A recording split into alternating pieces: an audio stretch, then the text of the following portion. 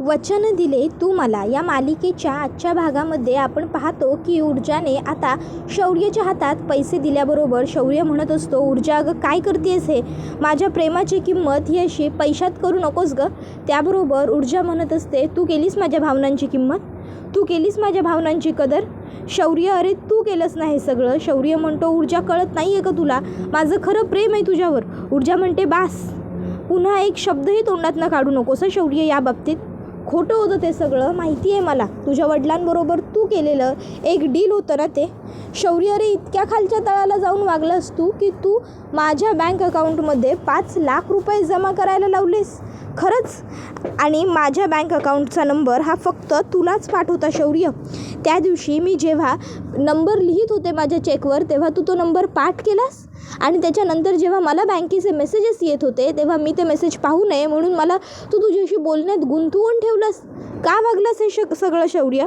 त्यावर शौर्य म्हणतो, ऊर्जा अगं खूप मोठी मिसअंडरस्टँडिंग झाली आहे तुझी. मी असं काहीही केलेलं नाही आहे. का कळत नाही आहे तुला, मी का खोटं बोलू.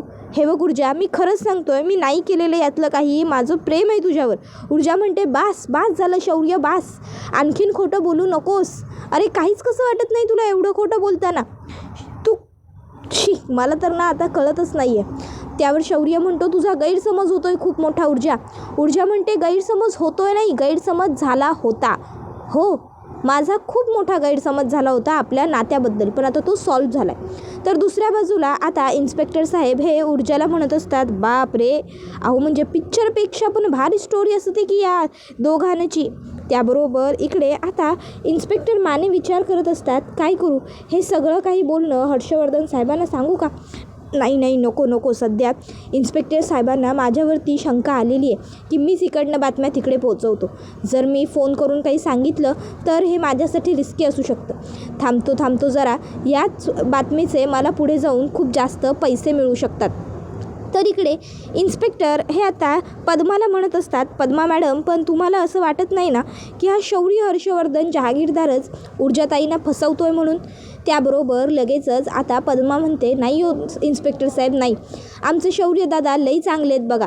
अहो ते पद्माताईंना फसवत काही नाही आहेत, पण ते ऊर्जाताईंना कळत नाही आहे. त्याबरोबर मग इन्स्पेक्टर म्हणतात की जर तो कोर्टात साक्ष द्यायला येणार होता, जर ऊर्जाताईवर अटॅक झाला तेव्हा त्याने ऊर्जाताईला दवाखान्यात नेलं होतं, तर मग तो पोलीस स्टेशनला एकदा पण का नाही आला. पोलीस स्टेशनला यायला हरकत काय होती त्याला. आणि सगळ्यात महत्त्वाचं, ऊर्जाताईवरती हल्ला होणार हे त्याला कसं माहिती होतं. अगदी तयारीत असल्यासारखा लगेच ऊर्जाताईला वाचवायला आला. नक्की काय प्रकरण आहे हे सगळं ते बघितलं पाहिजे. काहीतरी गडबड आहे असं वाटतं आहे मला. त्याबरोबर लगेचच माने म्हणतात, इन्स्पेक्टर साहेब, मला तर असं वाटतं त्या हर्षवर्धन जहागीरदारला हा शौर्य जहागीरदारच आपल्या केसची सगळी माहिती प्रोव्हाइड करत असणार. तुम्हाला काय वाटतं. त्याबरोबर आता लगेचच इकडे सिनियर इन्स्पेक्टरसुद्धा म्हणतात की हो, मला असंच वाटतं. एक काम करूया, आपण पूर्ण एकदा या केसची शहानिशा करूया, चौकशी करूया. तर दुसऱ्या बाजूला शौर्य म्हणत असतो, ऊर्जा अगं काय बोलतेस तू हे सगळं. ऊर्जा म्हणते, मी म्हटलं होतं ना तुला, मी म्हटलं होतं की माझी आई जर आपल्या लग्नाला नाही म्हणाली तर आईला समजावेन, तरी आई नाही म्हणाली तर मी जगात कुठनाशीच लग्न करणार नाही, म्हटलं होतं ना. पण आज ऐक मी काय बोलते ते. आणि मग लगेचच ऊर्जा आईकडे बघत असते. शौर्य म्हणत असतो, ऊर्जा थांब, काही बोलण्याआधी माझं ऐक. मी तुला फसवलेलं नाही आहे, मी खोटं बोललेलो नाही आहे. का कळत नाही आहे तुला. अगं मी खरं बोललो आहे तुझ्याशी कायम. मला मान्य आहे मी काही गोष्टी तुझ्यापासून लपवल्या, पण माझं प्रेम खोटं नव्हतं ऊर्जा. ऊर्जा म्हणते, बास, मला तुझ्या प्रेमाबद्दल काही ऐकायचं नाही आहे, कारण ते सगळं खोटं होतं, बनेल होता तो सगळा, समजलं ना. त्याबरोबर आता लगेचच शौर्य म्हणत असतो, ऊर्जा अगं मी का खोटं बोलेन. ऊर्जा म्हणते, मला माहिती आहे ना, कारण तुला तुझ्या वडिलांची मदत करायची होती. असो आई, मी म्हटलं होतं की याच्याशी लग्न नाही झालं तर मी कोणाशीच लग्न करणार नाही. पण आता आज ऐक, जगात कोणाशीही लग्न करायला मी तयार आहे, पण हर्षवर्धन जहागीरदार याच्या मुलाबरोबर, शौर्य हर्षवर्धन जहागीरदार बरोबर मी कधीच लग्न करणार नाही आहे. आणि हो, जर माझं लग्न होत नसेल, काही असेल आणि मला मुलगाच मिळत नसेल ना, तर मी आयुष्यभर अशीच राहीन, पण याच्याशी लग्न करणार नाही, समजलं. आता निघ इकडनं, चल, असं म्हणत लगेचच आता ऊर्जा ही शौर्याला हाताला धरते आणि स्वतःच्या घरातनं बाहेर ढकलून देते. ऊर्जाने हे असं घरातनं बाहेर ढकलल्यावर शौर्याला आश्चर्यच वाटतं. तो तिथेच उभा असतो.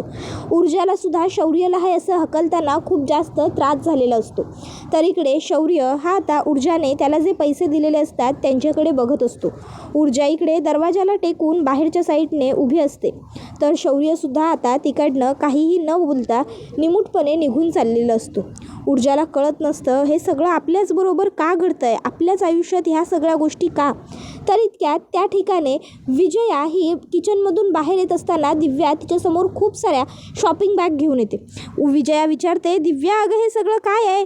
दिव्या म्हणते, अहो मॉम काही नाही हो, जरा रिफ्रेश व्हावं म्हटलं म्हणून थोडीशी शॉपिंग केली. त्यावर लगेचच दिव्या येते आणि आता ते सगळं काही समोर टेबलावर ठेवते.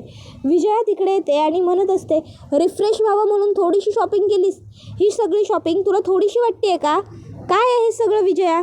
त्याबरोबर विजया म्हणते, अहो मॉम मला कळलंच नाही मी कधी एवढी खरेदी करत गेले ते नाही. म्हणजे मला हे आवडलं मग मी हे घेतलं, मला ते आवडलं मग मी ते घेतलं, मला ते पण आवडलं मग मी ते पण घेतलं, बघता बघता हे एवढं सगळं कधी झालं हे कळलंच नाही. आणि ज्वेलरी तर बघा बघा बघा केवढी सगळी घेतली आहे. त्याबरोबर मग आता लगेचच विजया म्हणत असते, नकली आहे ते सगळं. त्याबरोबर मग दिव्या म्हणते, नाही आहे मॉम खरं आहे हे. त्यावर विजया म्हणते, नकली आहे ते सगळं दिव्या, खोटं आहे ते सगळं. त्यावर लगेचच दिव्या म्हणते, अहो मॉम रिअल गोल्ड आहे ते, 1 ग्रॅम गोल्ड 1 ग्रॅम गोल्ड. त्याबरोबर मग विजया म्हणते, हो का. त्यावर दिव्या म्हणते, हो मग. आणि तुम्हाला माहिती आहे का मी काय काय आणलं आहे, तुम्हाला दाखवू का मी काय काय शॉपिंग केली आहे ते. त्यावर मग लगेचच विजया म्हणते, नको काही नको, पहिलं जा आणि ते जे नकली दागिने घातलेस ना ते काढून ठेव. त्याबरोबर मग दिव्या म्हणते, अहो पण मॉम का, मी एवढ्या आवडीने घेतलेत, तुम्हाला माहिती आहे केवढं छान मोठं एक्झिबिशन भरलं होतं. विजया म्हणते, मला काही रस नाही आहे तुझ्याकडनं जाणून घेण्यात, जा आणि ते दागिने काढून ठेव, नकली दागिने ह्या घरामध्ये चालत नाहीत. त्यावर दिव्या म्हणते, अहो मॉम पण म्हटलं ना 1 ग्रॅम गोल्ड आहे म्हणून याच्यात, मग वाटतायत की नाही एकदम खऱ्यासारखे. त्यावर विजया म्हणते, नाही काय आहे ना, ज्यांनी कधी खरं सोनं बघितलेलंच नाही आहे ना त्यांना हे खरं सोनं वाटू शकतं, पण आईसाहेबांनी जर हे दागिने बघितले ना तर त्या एका नजरेत ओळखतील हे सगळे दागिने खोटे आहेत. म्हणून सांगते गुपचूप जा आणि हे सगळे दागिने काढून ठेव. आपल्या खानदानात हे असं नकली दागिने घातलेले चालत नाही, समजलं. जा लवकर जा आणि ते दागिने काढ. तर दुसऱ्या बाजूला इकडे पद्मा आणि ऊर्जा बोलत असतात. ऊर्जा ही गप्प असते तर पद्मा म्हणत असते, ताई अगं मी ती केस मागे घेण्यामागे माझा काही दुसरा हेतू नव्हता गं, मला फक्त तुला त्रास होऊ द्यायचा नव्हता माझ्यामुळे. त्यावर ऊर्जा म्हणते, पद्मा पुन्हा असा विचारही करू नकोस. पद्मा म्हणते, ऊर्जाताई आणखीन एक बोलू का गं. ऊर्जा म्हणते, बोल. पद्मा म्हणते, ऊर्जाताई अगं शौर्य दादा खरंच खूप चांगले आहेत गं, अगं ती तुझी फसवणूक वगैरे करतायत हे जे तुला काही वाटतंय ना ते सगळं चुकीचं आहे गं. शौर्यदादांच्या बाबतीत तू खूप मोठा गैरसमज करून घेतलायस, तुला वाटतंय ना तसे ते नाही आहेत, ते खरोखर खूप चांगले आहेत. त्याबरोबर ऊर्जा म्हणते, पद्मा मला ही गोष्ट चांगली कळली आहे की तू त्यांच्यासोबत मिळालेली नाही आहेस, म्हणून मी तुझ्या बाजूने आहे, पण याचा अर्थ असा होत नाही की मी तुला परवानगी दिली आहे की तू त्या शौर्याची वकिली माझ्यासमोर करशील. ऊर्जा म्हणते, कळलं. त्यावर मग पद्मा म्हणत असते, सॉरी ताई. इतक्यात त्या ठिकाणी काही माणसं आलेली असतात. आता ती लोक विचारतात, ऊर्जाताई आत येऊ का. ऊर्जा म्हणते, हो या ना, नमस्कार. त्याबरोबर मग ती लोक म्हणू लागतात की तुमचं जी चळवळ आहे, आमची मुलगी आमचा सन्मान, तिला आम्ही बघतो, आम्ही फॉलो करतो, आम्हाला तुमच्याकडनं थोडी मदत हवी होती आणि त्यासाठी आम्ही इथे आलो आहे. त्यावर ऊर्जा म्हणते, नक्की नक्की जरूर बसा ना, काय मदत हवी आहे तुम्हाला ते तुम्ही मला सांगा, मग त्या हिशोबाने आपण सुरुवात करू. त्याबरोबर आता या बायका म्हणत असतात, आम्हालासुद्धा तुमच्या मदतीची खूप गरज आहे, आम्ही सगळेच तुमच्याकडे खूप आशेने आलो आहे ऊर्जाताई. ऊर्जा म्हणते, बसा, काय प्रॉब्लेम आहे ते सांगा. त्याबरोबर मग पहिल्यांदा तो माणूस बोलायला लागतो. तो सांगत असतो, ऊर्जाताई माझी मुलगी कॉलेज करते, ती कॉलेजला जाता येताना रोज तिला काही मुलं रस्त्यामध्ये अडवतात, त्रास देतात, तिची छेड काढतात, तर याच्यावरती आपण काय करू शकतो. त्यावर ऊर्जा म्हणत असते, हे बघा यासाठी तुम्ही तुमच्या लोकल पोलीस स्टेशनला जाऊन कंप्लेंट दिली पाहिजे, या सगळ्यामध्ये पोलीसच तुमची योग्य त्यारित्या मदत करू शकतील. त्याबरोबर आता तो माणूस म्हणतो, पोलीस ऊर्जाताई, तुम्ही काही करू शकत नाही का? तुम्ही माझी मदत नाही का करणार? त्यावर ऊर्जा म्हणते, नाही, मी याच्यामध्ये लिगली काहीच नाही करू शकत. हे काम पोलिसांचं आहे, सो तेच तुमची मदत करू शकतील. मग तुम्ही पोलीस स्टेशनला जा असा सल्ला दिल्यावर तो माणूस मी येतो म्हणत तिकडनं निघून जातो. मग ऊर्जा त्या बायकांना म्हणते, तुम्हाला माझी काय मदत हवी आहे? तुमच्यासाठी काय करता येईल मला? त्याबरोबर मग आता लगेचच ती बाई सांगू लागते, अहो ऊर्जाताई, माझी मुलगी खूपच सरळ साधी आहे. माझ्या मुलीला मॉडर्न कपडे घालायला आवडत नाहीत, पण तिचा नवरा हा तिला मॉडर्न कपडे घाल, मॉडर्न राहा असं म्हणतो. त्याबरोबर दुसरी बाई म्हणते, अहो पोरीला मान वर करायलासुद्धा आता भीती वाटायला लागली हो. त्यावर ऊर्जा म्हणते, अच्छा, पण मग ह्या सगळ्यामध्ये मी तुमच्यासाठी काय करू शकते असं वाटतंय तुम्हाला? मी तुमची कशी मदत करू? त्याबरोबर ती लोकं म्हणतात की ऊर्जाताई, तुम्ही त्या दोघांची समजूत घाला की, दोघांना बी जरा समजवून सांगा. त्याबरोबर ऊर्जा म्हणते, अहो नाही, त्यापेक्षा तुम्ही एक काम करा ना, तुम्ही त्यांना काउन्सिलरकडे घेऊन जा. हे बघा, समजावून सांगण्याचं काम, पटवून देण्याचं काम हे माझ्यापेक्षा जास्त चांगलं काउन्सिलर करतात. मुळात ते कामच त्यांचं असतं, त्यामुळे ते त्यांना छान जमतं. तुम्ही तुमच्या मुलीला काउन्सिलरकडे पाठवा. त्यावरती लोक म्हणतात, तुम्हाला पैसे हवे असतील तर आम्ही पैसे पण देऊ, पण प्लीज तुम्ही करा की. त्यावर ऊर्जा म्हणते, नाही नाही, मी नाही करू शकत, तुम्ही काउन्सिलर बघा. मग ती लोक ठीक आहे बोलून तिकडनं निघून जातात. मग आता पद्मा तिकडे बसते आणि म्हणते, ऊर्जाताई, अगं काय चाललंय तुझं? बघतीयस ना केवढी लोक तुझ्याकडे आशेने येत आहेत, मग तू अशी निराश होऊन त्यांना का उत्तर देतेस? काय चाललंय? तुझी निराशा तुझ्या कामात येऊन देऊ नको बरं. त्यावर ऊर्जा म्हणत असते, पद्मा, अगं नाही, तसं काही नाही आहे. मला जर शक्य झालं असतं तर मी त्यांना नक्की मदत केली असती, पण त्यांनी जे काही सांगितलं त्यामध्ये मी त्यांना काही सल्लाही नाही देऊ शकले. जो द्यायला हवा होता तो दिला की. त्यावर मग पद्मा म्हणते, अगं होय ताई, पण इतकी निराश होऊन का बोलतेस? तू लोकांबरोबर आत्ता जे बोललीस ना, त्या लोकांना असं वाटलं की तुला त्यांच्या कामामध्ये काही रसच नाही आहे. असं नको व्हायला ताई. जुनी ऊर्जाताई कुठं आहे? तिला परत घेऊन ये. ऊर्जाताई, हे बघ, तू असं वागून नाही चालणार. लोकांना तुझ्याकडनं खूप जास्त अपेक्षा आहेत, लोकांना तुझ्याकडनं खूप जास्त आशा आहेत. जर तू असं करायला लागलीस ना तर नाही चालणार गं, म्हणून म्हणते. त्याबरोबर आता लगेचच ऊर्जा म्हणत असते, पद्मा, अगं काय करू? विश्वासघातच एवढा मोठा झाला आहे ना की त्यानंतर आता पुन्हा विश्वासाने उभं राहायचं म्हटलं ना तर धीर जमत नाही आहे गं माझा, खरंच. त्याबरोबर पद्मा म्हणत असते, ऊर्जाताई, पण अगं आता तुला स्वतःला सावरावं लागल. अगं तुझ्यामुळं मी खंबीर झाले, तुझ्याकडं बघून मी शिकले, आणि आता तू असं बोलतेस होय? आमची ऊर्जाताई खूप खंबीर आहे, त्यामुळं ती नक्की उभी राहणार आणि पुन्हा नव्यानं उभी राहणार, याची मला पूर्ण खात्री आहे. तू काही काळजीच करू नकोस बघ ऊर्जाताई, सगळं एकदम पहिल्यासारखं होणार, सगळं व्यवस्थित होणार. पण तू खूप थकल्यासारखी दिसायला लागली आहेस हल्ली. त्यावर ऊर्जा म्हणत असते, काय करू गं पद्मा, मनाने थकली आहे मी खूप. इतक्यात इन्स्पेक्टर साहेबांचा फोन ऊर्जाच्या फोनवर येतो. आता इन्स्पेक्टर साहेबांचा फोन आल्याबरोबर लगेचच ऊर्जा ही फोन उचलते. इन्स्पेक्टर साहेब ऊर्जाला सांगतात, ऊर्जाताई, लवकर पोलीस स्टेशनला या की हो. अहो, त्या विक्रांत शिर्केला आपण अटक करायची. आता दुसऱ्या बाजूला इकडे विजया ही दिव्याला म्हणत असते, तुला कितीदा सांगितलं नकली दागिने घालू नको म्हणून.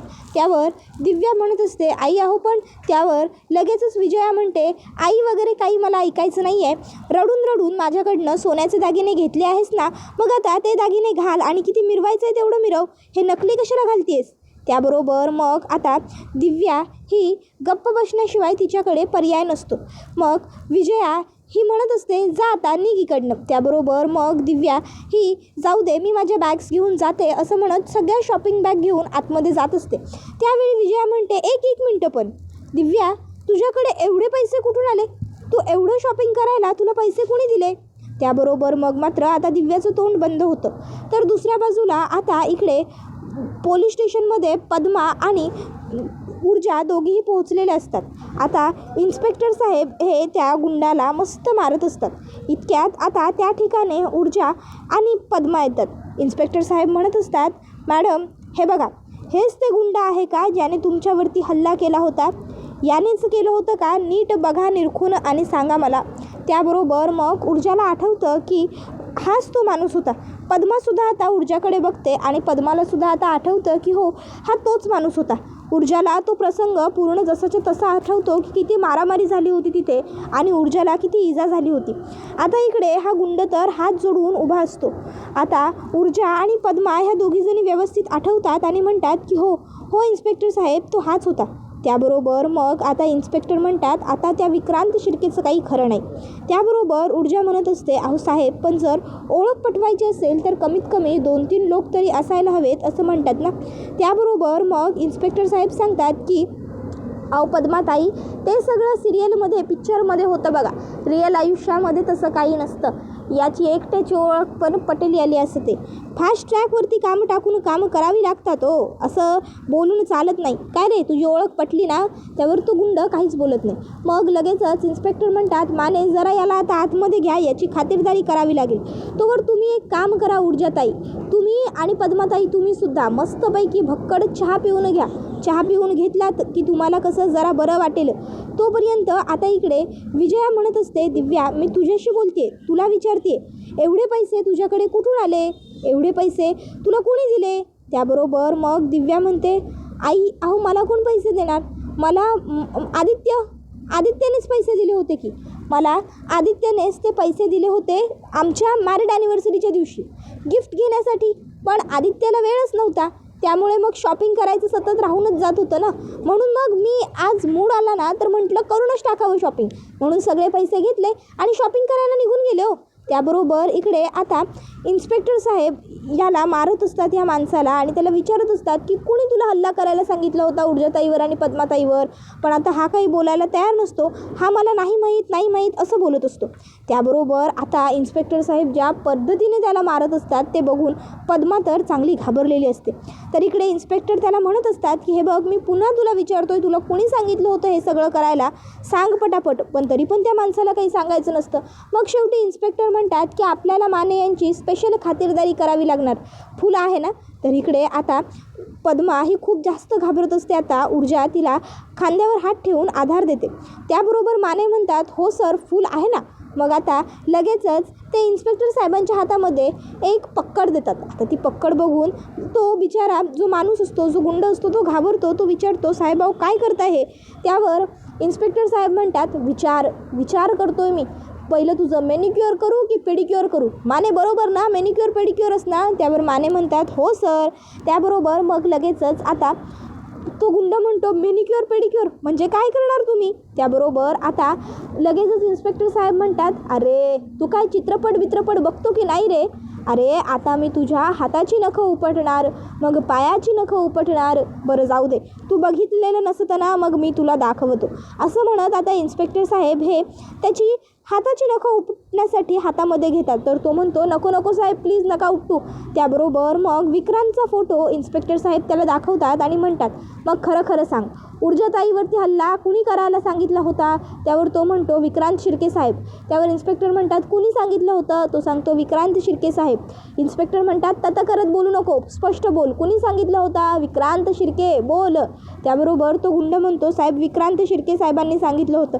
साहेब विक्रांत साहेबांना कळू देऊ नका की हे सगळं मी तुम्हाला सांगितलं आहे, नाहीतर ते मला जिवंत सोडणार नाही साहेब, प्लीज साहेब. त्यानंतर मग आता विक्रांत हा ऊर्जाला म्हणत असतो ए ऊर्जा, माझ्या विरुद्ध हे केस वगैरे लढणं ना तुला खूप महागात पडेल. त्यापेक्षा गुपचूप पैसे देतोय ते घे आणि मागे हो, समजलं ना? ऊर्जा तिकडनं जात असते आणि त्यावेळी आता तो तिचा हात पकडतो. विक्रांतने तिचा हात पकडल्याबरोबर ऊर्जा तिचा हात हिसकावते आणि विक्रांतच्या एक खणखणवून मुस्काटात लगावून देत त्याला म्हणते तुझी ही ऑफर नको आहे मला, तुझी ऑफर तुझ्या जवळ ठेव, समजलं ना?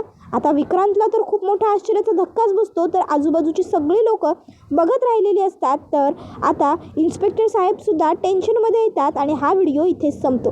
व्हिडिओ आवडला असेल तर व्हिडिओला लाईक करा, चॅनलवर नवीन असाल तर चॅनलला सबस्क्राईब करा आणि बेल आयकॉन आठवणीने प्रेस करा, जेणेकरून तुम्हाला पुढच्या प्रत्येक व्हिडिओचं नोटिफिकेशन मिळत जाईल आणि सर्व व्हिडिओंचा आनंद हा अगदी उत्तम पद्धतीने घेता येईल. चला तर मग प्रेक्षकांनो, आजच्या पुरतं इथेच थांबूया. पुढचा व्हिडिओ येईपर्यंत या व्हिडिओचा छान पद्धतीने आनंद घेत राहा. तुम्हाला वचन दिले मला ही मालिका कशी वाटते हे आम्हाला कमेंटमध्ये सांगायला विसरू नका. टाटा, बाय बाय, धन्यवाद, take care all of you.